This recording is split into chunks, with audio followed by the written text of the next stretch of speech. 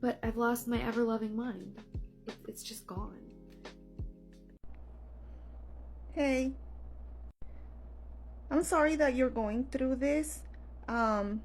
One thing that you may not know about me is that long COVID is not my first rodeo. I've been officially diagnosed since 2008 with fibromyalgia and Sjogren's, and later on with arthritis as well, degeneration of my vertebrae, and a whole bunch of other stuff. Um, it wasn't until around 2013 that we found out that I had EBV, and that probably caused and triggered a whole bunch of my health problems, along with some car accidents. So when I see people with long COVID sharing their story, it reminds me a lot of what I went through. And it has, the experience of being through that has given me an edge on how to deal with my long COVID now. I do relate with your brain fog.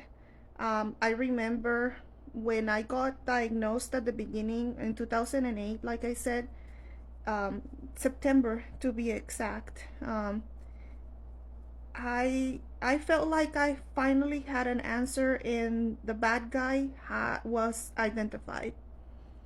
But it wasn't up to maybe 2012 when I finally cracked and became officially disabled. Because up to that point I was still able to work and function, although it was kind of hard, but I was still able to push through. And I remember losing my ever-loving mind as well. I could not read, I could not focus. English is my second language, and I could barely communicate in that language, given that I had been using it for many years.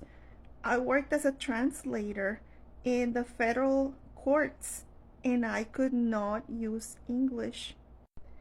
So a couple of years passed, and I worked on my nutrition, and things started to improve. And even though I still deal with some bouts of fog,